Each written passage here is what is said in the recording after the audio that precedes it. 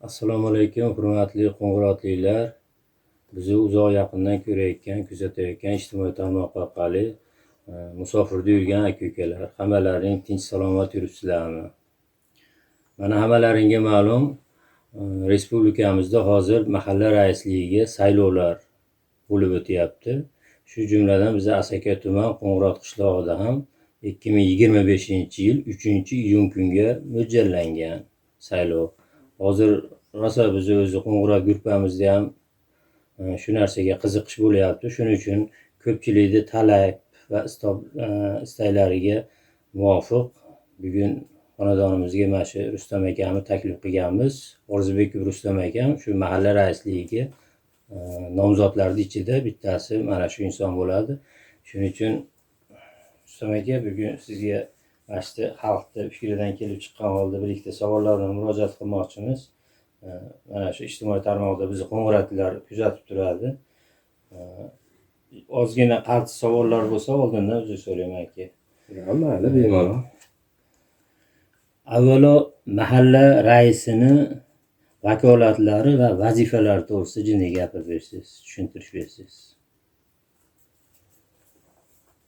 Avvalo mahalla raisi qanaqa odam bo'lishi kerak degan savolga javob berish kerak-da. Mahalla raisi avvalo u shu mahalla uchun jon tortadigan, mahalla uchun qanaqadir bir yangilik olib kelaman, xalqni birlashtiraman degan bo'lsa, birinchi navbatda o'zini halovatidan bir kechishga tayyor inson bo'lishi kerak. Bir paytlar Qo'ng'irot xalqi yaxshi eslaydi. Meni bir devor qo'shnim unga ancha yillar bo'ldi-yu, bir fojiali bir ish bo'lib, shu mahalla oqsoqollari kelib shu xonadonni Qo'ng'irotdan ko'chirib yuborgan. Nahotki o'sha paytda biz yosh edik, ko'p narsani tushunmagan bo'lishimiz mumkin. Lekin hozir o'sha davr bilan hozirgi davrni taqqoslab turib ba'zan o'zimcha xulosa chiqaraman. O'sha davrda odamlar mahalla uchun jon tortadigan odamlar ko'proq bo'lgan hozirga nisbatan. Mana bitta oila ko'chib ketdi, uni o'rniga mana boshqasi ko'chib kelib, mana men bilan bir devor qo'shni yashayapti. Ular ham unaqa bir badxulq, unaqa oila emas edi-yu, lekin o'sha falokat sabab shular Qo'ng'irotdan badarg'a bo'lgan. Lekin men bu yerda o'sha oilani badarg'a bo'lishi haqida emas, o'sha mahallani birligi, mahalla uchun jonkor odamlarning o'sha paytda ko'proq bo'lganligini aytmoqchiman-da. Endi hozirgi kunga kelib befarqlik ko'payib ketdi. Men bu befarqlikni o'sha ko'lmak suvga o'xshataman-da. Yomg'irdan keyin qolgan ko'lmak suv shamol u yoqqa essa, u yoqqa tebranadi, bu yoqqa essa, bu yoqqa tebranadi. Insonni o'zini mustaqil fikri yo'q ekan, bunaqa inson mahallada raislik qilishga noloyiq deb o'ylayman. Avvalo, uni axloqi yaxshi bo'lishi kerak. Oilasi tinch bo'lishi kerak. Farzandlari chiroyli tarbiya olgan bo'lishi kerak. Men nima uchun bu gaplarni gapiryapman? Chunki rais faoliyati davomida nizoli oilalarga xohlaydimi, xohlamaydimi, iloji o'sha nizoli oilalarga kirib, ularga yo'l yo'riq ko'rsatish kerak, ularni tinchlantirish kerak. Qaynona kelin masalasi, kelin bilan er masalasi, o'sha oilaning farzandlarining taqdiri masalasi, turli xil masalalar bor. Chunki bu hayot. Agar o'zini oilasi tinch bo'lmasa-yu, bitta nizoli oilaga kirsa, u qanday qilib o'sha oilani tinchligi haqida gapira oladi? Qanday qilib ularni murosaga keltiradi? Insonni inson qiladigan uni xulqi, ma'naviyati, tarbiyasi. Mahalla fuqarolar yig'ini o'zini boshqarish organi deb bekorga aytilmaydi-da. Bu yerda birinchi o'rinda o'sha tarbiya, mahallalarning tinchligi masalasi. Qolgan suv masalasi, yo'l, infratuzilma, ijtimoiy soha obyektlari, va hokazolar. Bular ikkinchi o'rindagi masalalar. Nima uchun? Eskidan bizni urf-odatlarimiz bor, an'analarimiz bor. Men Ikkinchi jahon urushi yillarida men bir joyda bir ma'lumotda o'qigan edim. Qo'ng'irotni xalqi eskidan o'ziga to'g'riroq bo'lgan yorimzdagi qishloqlarga nisbatan. Mana shu urushdan keyingi yillar, ocharchilik, qiyinchilik yillarida ham qo'shni qishloqlarga shu Qo'ng'irotni xalqi juda ko'p yordam qilgan ekan. Aytmoqchimanki, o'sha paytda Qo'ng'irotda baraka bo'lgan, Qo'ng'irotda birlik bo'lgan. Agar o'zingdan oshinmasang, hattoki qo'shningga ham yordam qila olmaysan. Shuning uchun aytamanki, bizda eng asosiy oqsoq jihatimiz bu o'sha birlasha olmayotganligimiz. Agar oqsoqol, rais bo'lib ishlaydigan odam o'zini halovatidan kechib, bor vujudini berib, bor bilimini berib ishlamas ekan, u Qo'ng'irotda oldinga siljish bo'lmaydi. Men misol o'sha 18-19-yillarni mahallada ishlagan bo'lsam, 1 yil 4 oy ishladim. Ko'pchilik bilmasligi mumkin, nima uchun 1 yil 4 oy? Mahalla raisi 3 yilga saylanadi-yu degan fikr kelishi mumkin. 18-yil yanvar oyida Orbakan Qoraboyev pensiyaga chiqish munosabati bilan Qo'ng'irotdagi rais o'rni vakant bo'lib qolgan. Bo'shab qolgan. Endi umuman respublika bo'yicha 18-yil adashmasam 15-oktyabrda chiqqan qarorga asosan 2019-yil may oyida respublika bo'yicha raislarni yashirin ovoz berish yo'li bilan saylash haqida qonun chiqqan. Endi 18-yil o'sha joy vakant bo'lgani uchun 18-yil yanvar oyidan 19-yil may oyigacha 1 yil 4 oy men ishlaganman. 19-yil respublika bo'yicha ommaviy saylovlar bo'ldi. Bu saylovlarda ko'pchilik yaxshi biladi. O'sha maktabda o'tilgan yashirin ovoz berish yo'li bilan o'tgan saylovda ertalabda yaqin 80% aholi menga ovoz berib chiqib ketdi. Obeddan keyin har xil sabablar bilan boshqa qayta saylov o'tkazilib, mana Bahromjonga ovoz berishgan. Endi nima uchun bunaqa bo'lganligiga men bu to'xtalib o'tirmayman, o'tgan ish o'tib ketdi. Chunki haligi noo'rin narsani, ahamiyatsiz narsani kavlashtirishni hojati yo'q. Men aytmoqchi bo'lganim, agar mahallaga bosh bo'ladigan, mahallaga oqsoqol, rais bo'ladigan odam qanaqa bo'lishi kerak degan savolga men Qo'ng'irot xalqiga o'sha saylovda ovoz berish huquqiga ega bo'lgan mana shu qatlamga aytardimki, avvalo uni tarbiyasiga e'tibor beringlar. Tarbiyasiga, o'zini tutishiga. Raisni ozgina bo'lsa ham tili charxlangan bo'lishi kerak. Chunki xohlagan xonadonga kirganda 4 ta odamni o'ziga qarata oladigan so'z boyligiga ega bo'lish kerak. Chunki o'zini o'sha kallasidagi fikrlarni yetkazib borishning kerakli so'zlarni topib gapira oladigan odam bo'lish kerak. Ikkinchidan, ozgina bo'lsa ham amaldagi qonun qoidalarni yaxshi bilish kerak. Bilishi zarur. Nima uchun? O'sha nizomda bu raislar saylovi haqidagi nizom 5 ta bo'lim 35 ta moddadan iborat. Agar mana shu nizomni o'qiganlar bo'lsa, e'tibor qilgan bo'lish kerak. Birinchi o'rinda o'sha raisni xulqi, jonkuyarligi masalasi birinchi o'ringa qo'yilgan. Ikkinchisi, u tashabbuskor bo'lish kerak. Tashabbuskorlik qanaqa? Misol bizni Qo'ng'iratimizda yon atrofdagi qishloqlarga nisbatan olib qarab ozgina tahlil qilsangiz, mana Qoratepani oling, Qayrag'ochni oling yoki oddiy mana O'ngutni oling. Bu yerda bo'layotgan ishlar har qalay bizga nisbatan ancha tartib bilan bo'lyapti. Bizda juda ko'p ishlar boshlanyapti-yu, oxiriga yetmasdan qolib ketyapti. Bitta narsaga e'tibor qilish kerak-da.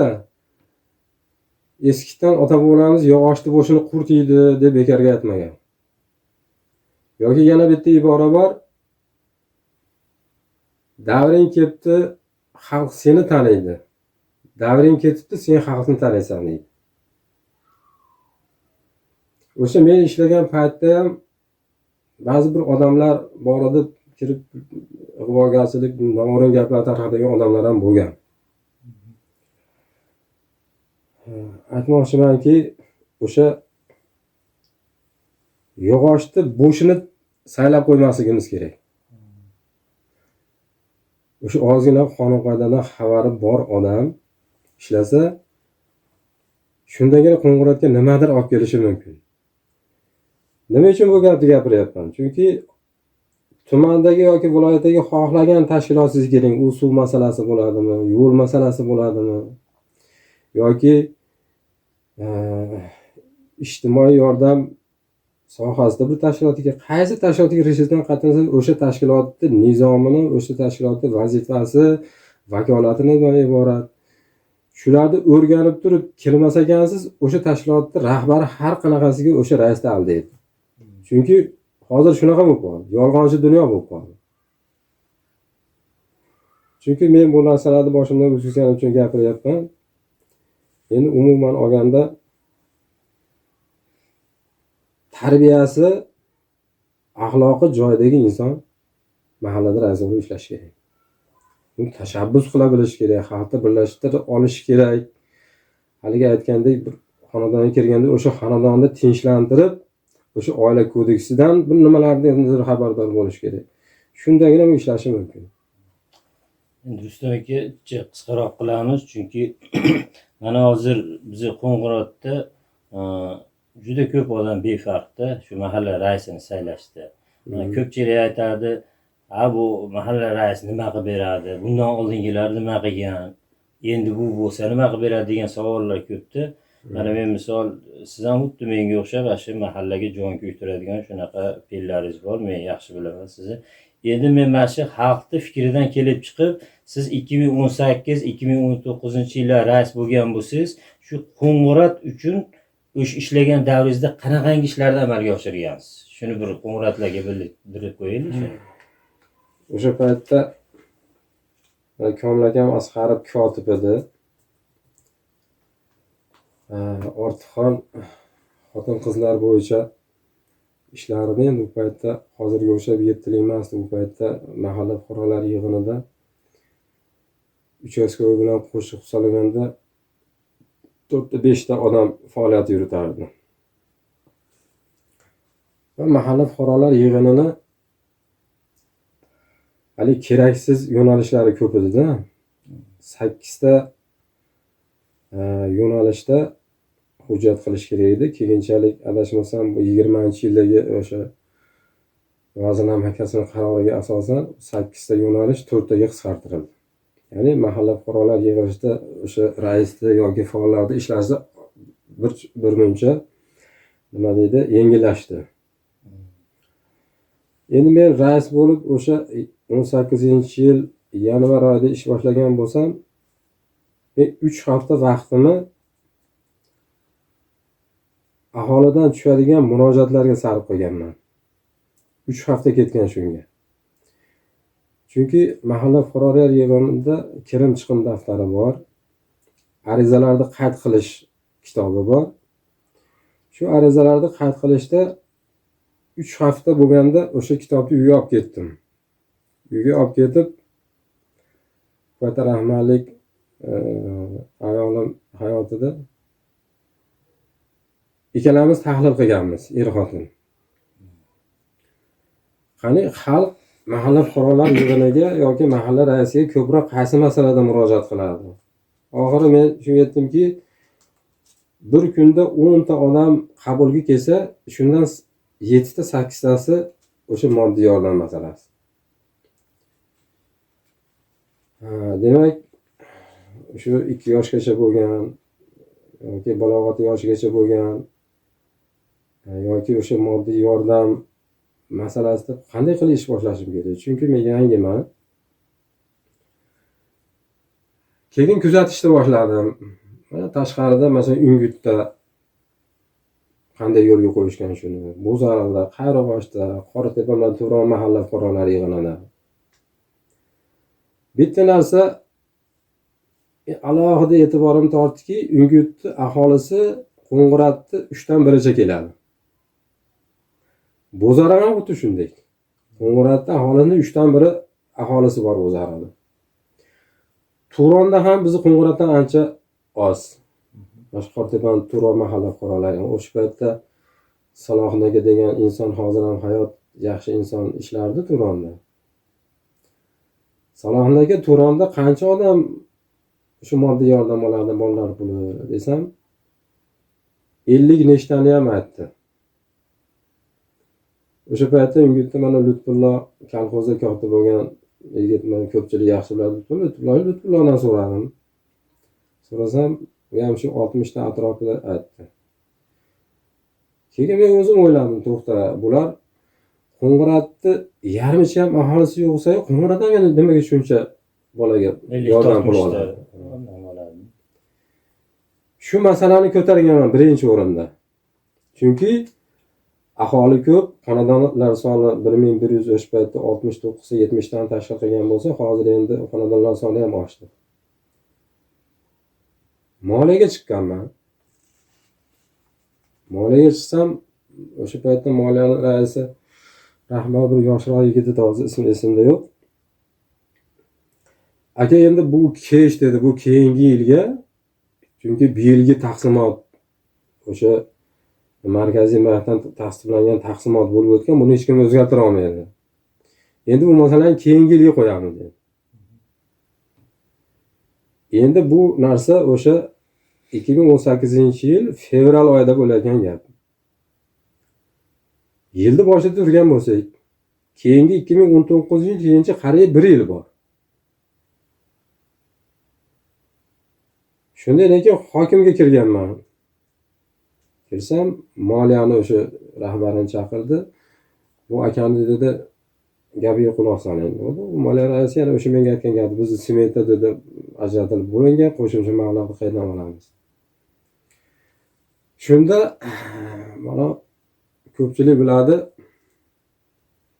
Inomjon Mamadaliyev Solijonovich deb shahar hokimi bo'ladi. Shahar hokimasi endi ko'pchilik shahar hokimi deb o'rgangan, Asaka tuman hokimining birinchi o'rinbosari. Shahar bo'yicha ishlaydi. Bir 2 marta hokimning oldiga kirib chiqqanimdan keyin aka dedi, nima masala, nima muammongiz hal bo'lmayapti? O'zim aytdim, Inomjon dedim, shunaqa. Ungut ham, Bo'zariq ham aytaylik, Turon ham, o'sha Qo'ng'irot ham shu bir xil olar ekan dedim. Aholisi bizga nisbatan oz bo'lsa, shu masalada dedim yugurib yuribman desam, aka dedim, buni bitta yo'li bor dedi. Tuman hokimining 2 foizli zaxira fondi bo'ladi. Shu zaxira fondidan dedi, bu zaxira fondi favqulodda vaziyatlar uchun deb dedi, boshqa narsaga ishlatilmaydi. Shundan dedim olib qoplash mumkin dedi. Ana o'shundan keyin yana hokimning oldiga kirishni boshladim. Xullas, shu masala hal bo'ldi. Nechtaga chiqardi? O'zi 64 ta 65 ta odam olgan bo'lsa, shu narsa qo'shilib 100 adashmasam 12 tami 13 ta odam o'sha moddiy yordam bolalar pulini oladigan bo'ldi. Endi bu paytda bolalar pulini tasdiqlash, berish jarayoni hozirgidan ancha farq qilardi. Chunki o'sha paytda bandlikdan odam chaqirardik, ijtimoiy ta'minotdan odam kelardi. Ikkita oqsoqollardan ko'proq mana Ikrom tog'a kirardi. Ikrom tog'ani aytardi, mana Obid Mahmud hoji buva rahmatlik. Shu odamni chaqirardik. Bir ikki marta Xolisbek Sirojini ham chaqirganimiz kerak. O'tirardi, o'sha ayollarni bir kun chaqirardik. O'sha delagan hujjatlar tikilgan holatda bir kelishardi. o'sha bandlikdan ijtimoiy ta'minotdan kelgan odam uni hisob kitobini qilib, o'sha oilani daromadini, umumiy daromadini oiladagi a'zolar soniga chachganda har bitta odamga o'sha paytda adashmasam 440 so'mmidi, 444 so'mdan oshib ketmasligi kerak. Shunda o'sha bolalar puliga o'tganligi tasdiqlanib, rezolюtsiya tortiladi. Agar 445 so'm bo'lib qolsa, 1 so'm ham oshmasligi kerak edi. Bo'lib qolsa, u paytda endi raisda vakolat bo'lardi. Ba'zi bir holatlarda o'sha rais bo'yniga olib vakolat haqini yozib, rasmiylashtirib, o'sha delaga tikilgan holatda ijtimoiy ta'minotga chiqariladi. Mana shu yo'sinda bolalar puli belgilanadi. Endi agar meni xotiram pand bermasa, 20-yildan boshlab, endi men 19-yil may oyida ish topshirgan bo'lsam, 20-yildan boshlab endi bu narsa yagona davlat reyestrida hal qilinadigan bo'ldi. Bu o'sha bazaga tashlanib, yagona ijtimoiy yordam reyestriga tashlandi. O'sha reyestr orqali avtomatik hisob kitob qilinadi. Keyin o'sha oilaga o'sha moddiy yordam berish, bola puli berish ma'qul topilsa beriladimi, bo'lmasa yo'q. Endi o'sha inson faktorini yo'qotish maqsadida o'sha yagona reyestr xizmati tashkil qilingan. Men ishni mana shundan boshlaganman. Keyin xonadonlarda o'rgandik. Ayniqsa o'sha paytda uchastkovoyimiz Botirjon yaxshi bola edi, harakatchan ishlaydigan bola edi. Shu xonadonlarda aylanib chiqqanimizda o'sha 18-yili Qayrag'och mahalla fuqarolari yig'ini bilan Niyozbotir mahalla fuqarolari yig'ini Obod qishloq dasturiga tushgan. Shu Obod qishloq dasturiga tushganda Qayrag'ochga Obod qishloq dasturiga tushgani uchun o'sha xonadonlarda siqilgan gaz bilan ta'minlash masalasida Qayrag'ochga 270 tamikin gaz ballonlari berilgan. Niyozbotir 253 ta yo 55 ta ularga berilgan. Qolgan mahalla fuqarolar yig'iniga haligi 70 ta 80 ta shuni atrofida berilgan. Bizi qo'ng'iratimizga ham 65 ta ajratilgan. Buni xalqqa tarqatganmiz, lekin menga o'sha gaz ballon kerak degan aholi nihoyatda ko'p edi. Tumandan buni undirishda iloji bo'lmadi. Viloyatga chiqdim. Viloyat gaz ta'minot idorasiga borib, o'sha yerdan yana 62 ta gaz ballonni qo'ng'iroqqa surib kelganman. Lekin mashina orqasidan endi rahbarlarga yomon ko'rinishni boshlaganman, gapni ochig'i. To'g'ri gapni gapirish kerak-da. Sabab endi bular har yig'ilishda 2 oy davomida har hafta majlis bo'ladigan bo'lsa, o'sha majlisda ba'zi bir raislar bor, tumanni tepalab o'tib viloyatga chiqadiganlar bor deb hokim 2 gapni birda ko'p gapirardi. Endi sezardim men haqimda gap ketayotganini sezib o'tirardim. Lekin oxiri bo'lmadi. Hokimning oldiga kirganman. Men haqimda gapirayotganini sezib turibman. Har safar gapiryapsiz. Endi meni ham terim yo'q qo'y, gap tashlab gap ko'tarmayman. Men uni o'zimni xonadonimcha olib kelmaganim. Xalqqa bo'lsin deb surib kelgan. Viloyatga ham bir marta borganingizda berib qo'ymaydi ular. Viloyatga ko'p qatnaganmiz. Xullas shunaqa holatlar bo'lgan. Keyingisi o'sha xonadonlarda aylanib boshqa qilishdi. O'sha paytda yoshlarni ish bilan ta'minlash dasturi bo'yicha xonadonlarda aylanasan, o'rganasan, o'sha mutaxassislik bo'yicha ishga joylash boshqa. Endi bu so'zlar ko'pchiligi qog'ozda bo'lgan. Chunki buni oddiy xalqimiz ham yaxshi biladi, qog'ozda bo'lgan narsalar bular. Chunki hozir ham mana ish joyi topish amri mahol bo'lgan vaqtda u paytda tembo'li ish joyini topish, birovni ishga joylash oson masala emas edi. Katta ko'chadan o'sha Qobil akamni onasi Xayrixolaga shu nogironlar aravachasi zariladi. Yuqori Qo'ng'irotdan mana Xolmaz akam Qoratoyevga zariladi o'sha paytda. Yana bittasi hozir halimda ko'tarilyapti. Xullas 4 ta nogironlik aravachasini tarqatganmiz. Endi bu nogironlik aravachasini olish ham bir o'ziga yarasha bir qiyinchilik bilan bo'lgan. Sababi o'sha paytda ko'pchilik ba'zilar bilar, ba'zilar bilmas. Pensionerlarga o'sha mahalliy tushum soliq nuqtai nazaridan imtiyozlar berilganda, o'sha paytda 12 kvadratga pensioner odamlarga agar o'sha mol mulk o'zini nomida bo'ladigan bo'lsa 12 kvadratgacha imtiyoz berilgan. 100 kvadrat o'sha ko'chmas mulki bo'ladigan bo'lsa, shuni 88 kvadratiga ko'chmas mulk solig'i to'laydi, 12 kvadratga to'lanmaydi. Endi hozir bu narsa mana 2025-yil iyun oyidan boshlab shu narsani ko'pchilik bilmaganlar bilib olishi mumkin. 60 kvadratga ko'tardi. Chunki pensionerlar o'zini nomidagi uy-joy ko'chmas mulkiga umumiy kvadratdan 60 kvadratiga o'zi soliq to'lamaslik imtiyoziga ega hozir. Mana 1-iyundan shu narsa kuchga kiradi. Endi shuni ikkita nogironlik aravachasini men o'zim kuchim bilan nogironlar jamiyatidan undirdik. Lekin 4 ta eng zarur 4 ta xonadon bor. Ikkitasini qayerdan olishga rosa o'ylandim-da. O'sha paytda Bo'zdan kelib bir Ablazib Asaka tuman soliq rahbari viloyatga ko'tarilib ketgandan keyin buni o'rniga Bo'zdan Rahim aka degan odam kelib ishlagan. Bizdan yosh kattaroq odam edi. Shu kirib Rahim aka shu ikkita nogironlik aravachasi zarur desam, Rustamjon, bu soliq idorasi. Nogironlar aravachasiga meni nima aloqam bor? Men aytdim, sizga aloqangiz yo'q, lekin siz yordam qilishingiz mumkin. Qanday yordam qilaman? Dedi, Qo'ng'irotda dedim, o'zini nomidagi ko'chmas mulki ega bo'lganlar ko'p pensiya yoshdagilar. Shular o'sha 12 kvadrat imtiyoz borligini ham bilmaydi. Shuncha yildan beri na sizlardan na boshqa bir tomondan dedim, senga shunaqa imtiyoz bor degan narsa aytilgan emas.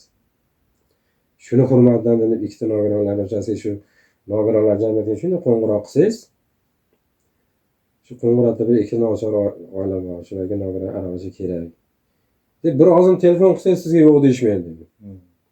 Meni oldimda telefon qildi, o'sha nogironlar aravachasini beradigan bo'ldi. Shu sabab bo'lib 4 ta nogironlar aravachasini o'sha yili o'sha oilalarga berganmiz.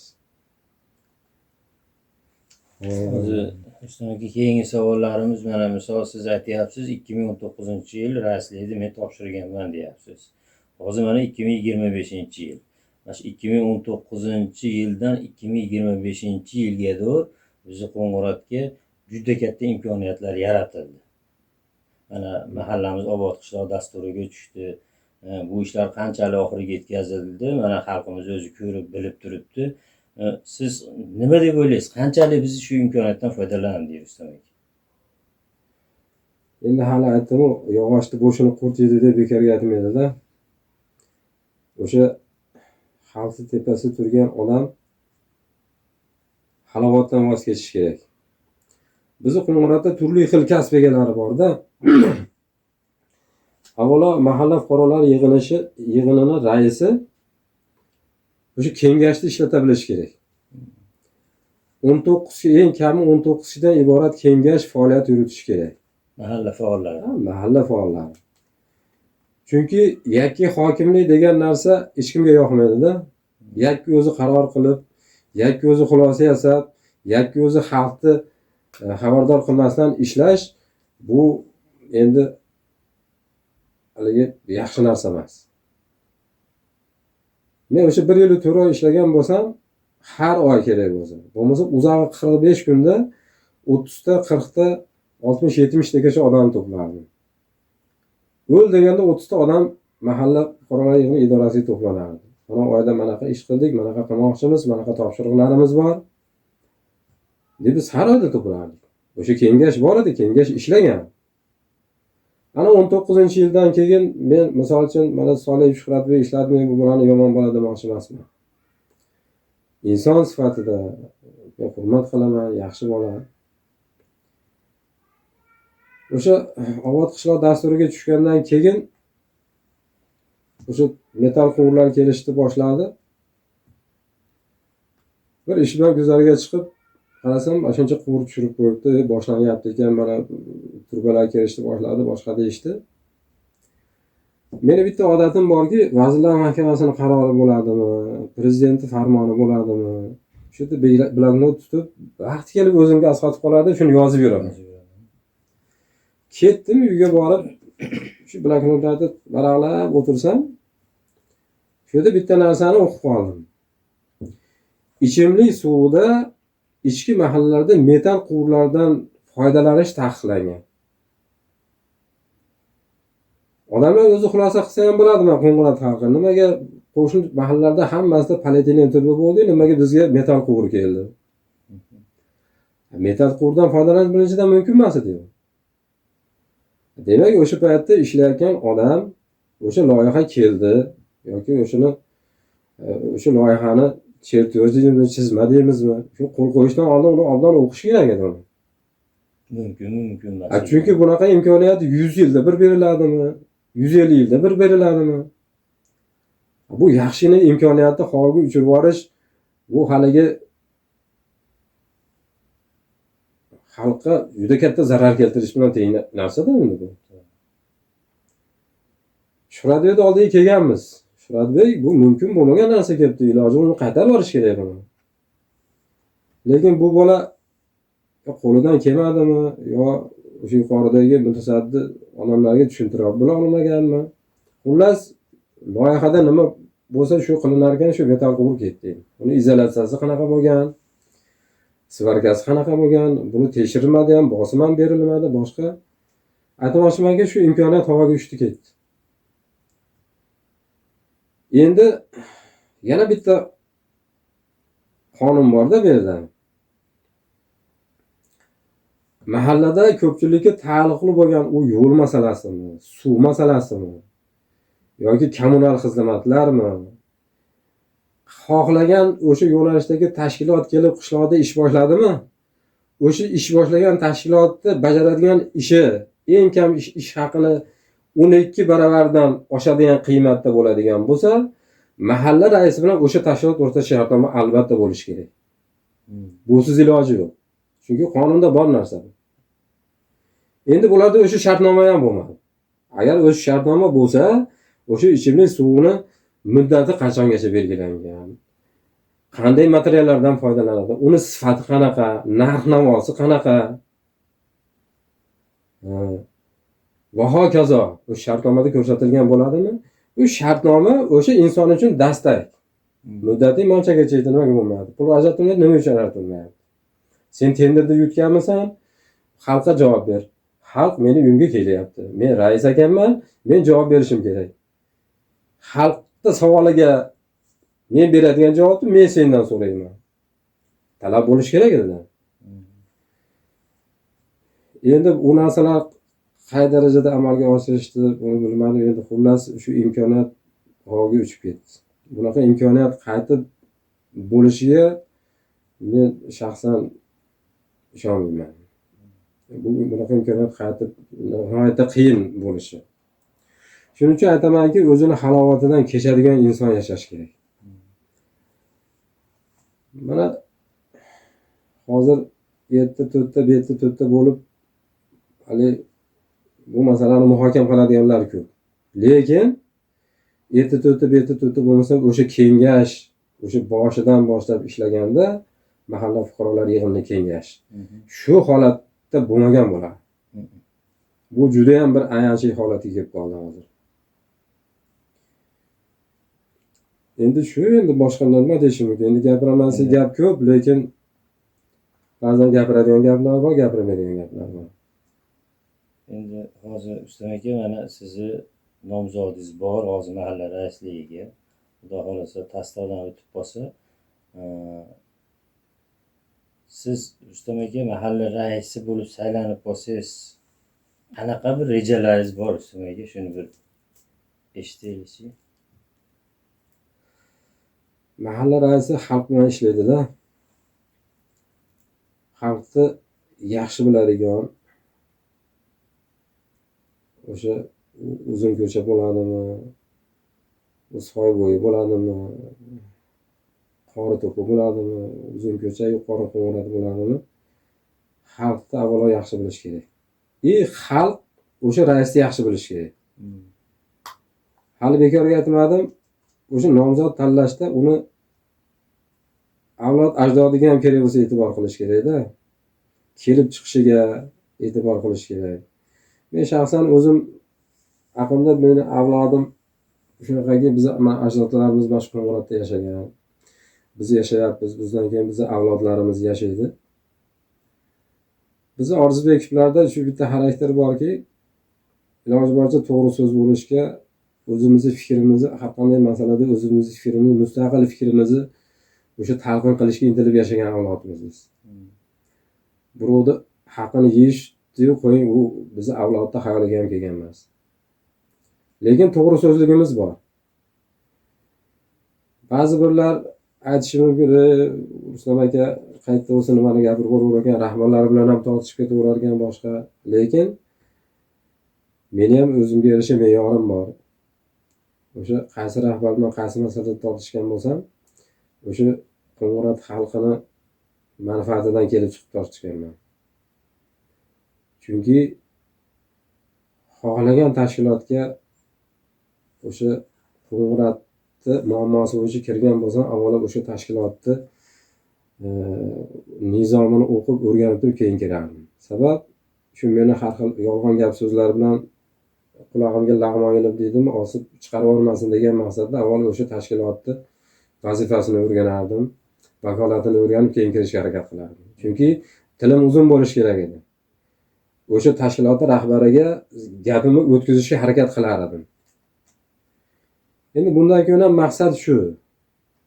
Endi bu yerda mana o'sha 18-19 yil maygacha ishlagan davrimizda 45 taga yaqin qishloqda nogironlar bor edi.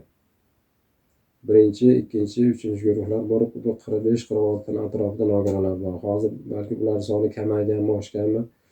Hozir menga qorong'u. O'sha yillari o'sha nogironlar jamiyati bilan ham aloqa qilganmiz. Nimaga? Chunki meni o'zim oilamda bitta nogironim bor.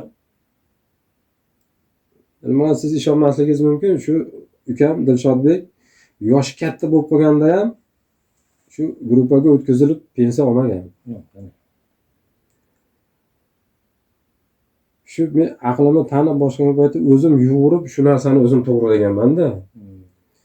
Shuning uchun bu oilada nogiron bo'lishi, nogiron bilan qanaqa muomala qilish kerak, unga qanaqa e'tibor kerak, bu narsani o'zim yaxshi bilganim uchun shu nogironi bor oilalarga ko'proq e'tibor qaratish kerak deb o'ylayman. Chunki bunaqa nogironlar hozir yotib qolganlar nihoyatda qishlog'imizda ko'p, yetarlicha bor. Shularga e'tibor qaratadi. Buning uchun albatta o'sha nogironlar jamiyati bilan aloqani tiklash kerak. Qolaversa 22-yil aprel oyida Vazirlar Mahkamasining qarori bilan ko'mak xayriya fondi tashkil qilindi. Buni ko'pchilik biladimi, bilmaydimi? Bu fond nima uchun tashkil qilingan? Bu fond o'sha mahalladagi ijtimoiy himoyaga muhtoj a'yolarga, reyestrda turgan oilalar farzandlariga, o'sha oilalarga, nogironlarga va hokazo shu ijtimoiy xayriya fondi orqali ajratiladigan moddiy yordamni takomillashtirish, to'g'ri yo'lga qo'yish maqsadida mana shu fond tashkil qilingan 22-yil aprel oyida. Mana shu fondlar bilan aloqani tiklash kerak. Endi o'sha mahallada kirim-chiqim daftari bo'lishi kerak. Keyingi paytlarda shunaqa prezidentning farmonlari chiqadi, Vazirlar Mahkamasining qarorlari chiqyapti. Bular mahalla raisining ishini ancha yengillashtiradi. Nima uchun? Biz 18-yilda mana ko'pchilik eslaydi, oyiga 1000 so'mdan bitta xonadondan yig'ib shu fond tashkil qilaylik deganimizda ko'pchilik rozi bo'lmagan. Endi hozir 22-yil mana shu ko'mak mahalla xayriya fondi tashkil qilingan bo'lsa, men o'zimcha fikr qilamanki, bu nima uchun 22-yilda tashkil qilindi? Sabab yoshlarda, insonlarda xalqni ongi yaxshi tomonga o'sib o'zgarib boryapti. Mana o'zimizni qishlarda bo'lgan ishlarni qarang, mana open byudjetni 2 marta yutildi. Ha? Demak, Rossiyadan turib pul tashlab beryapti odamlar. Rossiya ishlatgan. Qo'ng'irot xalqi o'sha transport masalasida, boshqa chiqim, boshqalarni qoplash masalasida o'sha mablag'ni ayamay beryapti. Demak, odamlarni ongi o'sha obodonchilikka, qishloqda misol uchun hayotini yaxshilashga bo'lgan intilishi ancha o'sgan. Demak, shundan kelib chiqib aytamanki, o'sha paytda 18-yil 1000 so'mdan to'playmiz deganimizda odamlarga og'ir tuyulgan. Endi hozirga kelib undan 100 barobar, 1000 barobar ortiq summani berishga tayyor insonlar bor. Demak, insonlarning ongi yaxshi tomonga o'zgarib boryapti. Demak, shu xalq bilan ishlash kerak. Xalq bilan ishlash kerak. Chunki qilinadigan ishlar nihoyatda ko'p. Endi Rustam aka gaplashamiz desak gap ko'p. Endi hozir bu suhbatimiz xudo xolasa Qo'ng'irot xalqi uchun ancha bir manfaatli bo'ldi. Bu Qo'ng'irot grupasini ijtimoiy tarmog'iga joylanadi hozir. Endi haligi ko'proq vaqtimiz cho'zilib ketsa ham bu bunday qiyinroq bo'ladi ochilishlar. Shuning uchun bugun xalqimiz yetarli bir o'ziga kerakli narsalarni oldi deb o'ylayman bu suhbatdan. Xudo xolasa. Sizni kelganingiz uchun katta rahmat. Endi men mana shu Qo'ng'irotliklarga bir murojaat qilmoqchiman. Mana 2025-yil 3-iyun kuni mahalla raisligiga saylov bo'lib o'tadi. Mana saylovda ko'proq odam qatnashishi kerak-edi. Ko'proq odam qatnashib, hech kim majbur qilmaydi sen shu odamga ovoz berasan deb. Hamma o'zi bir ma'qul ko'rgan nomzod uchun ovoz bersin. Rustam aka, bu saylovda sizga omad tilayman. Sog' bo'ling, salomat bo'ling.